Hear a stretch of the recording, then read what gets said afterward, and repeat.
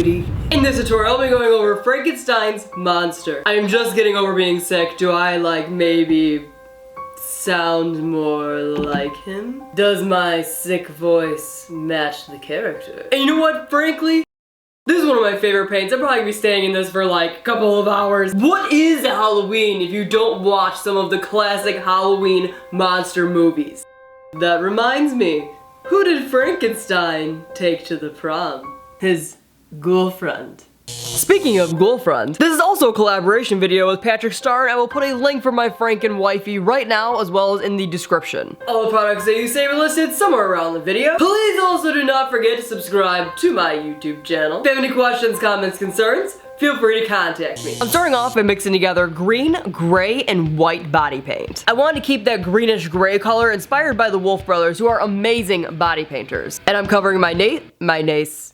I'm covering my face, neck, and chest. For each step, I'm gonna be mixing in a little more black into the mixture of the green, gray, and white to make a darker green. I'm applying this above my eyebrows to give that Frankenstein type brow, as well as filling it in underneath my eyes and dragging it down my cheeks. All of this is easiest to do with a reference photo of the old Frankenstein's monster. We're basically creating the illusion that there are shadows and lights on our face from the exact position that he was originally in the movie.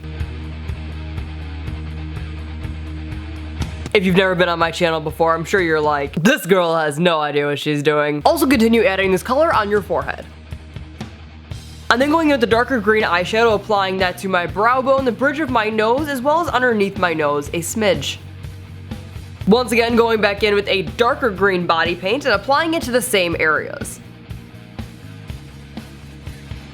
I'm also stippling on some rough patches on his skin, as well as adding in some wrinkles.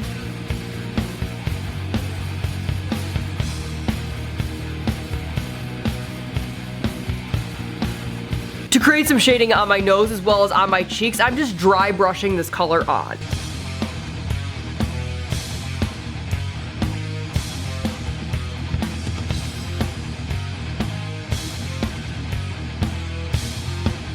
One of the main parts of doing a Frankenstein illusion is making your face more square. So I'm also using this color to fill in the sides of my face.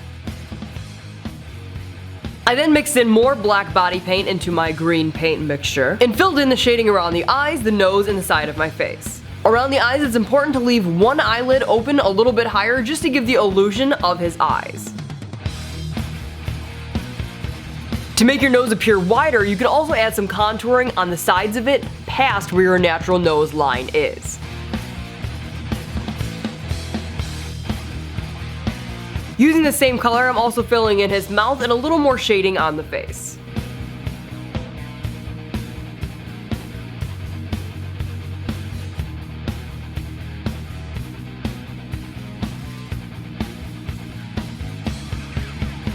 Add wrinkles under your eye, around your mouth, and wherever needed.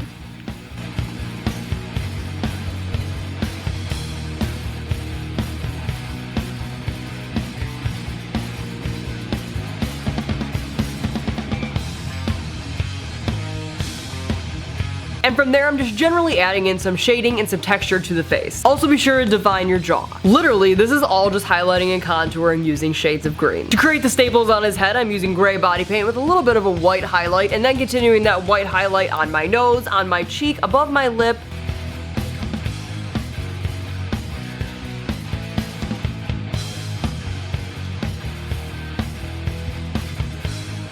a little bit of Alexys. When lining your eyes, you're going to want to line them a little uneven to give it more of the appearance of a droopier eye effect. Finally, we can go in and start defining using black body paint as well as adding in the hair.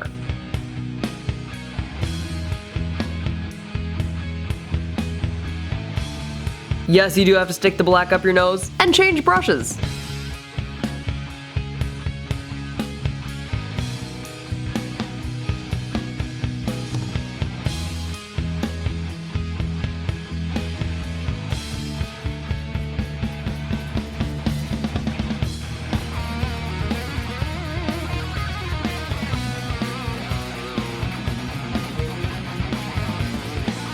To apply the bolts to my neck, I'm using a Tinsley Transfer, which is basically just like a temporary tattoo if you've ever used them before as a kid. There's a little wound transfer that you apply, add a little bit of water, and they basically stick to your skin. I'm then stippling on a light green body paint, going in with a darker green body paint. And I'm adding the shadow for my head underneath my jaw using an extremely dark green and gray body paint. And of course, stick on your bolts using a little bit of spirit gum.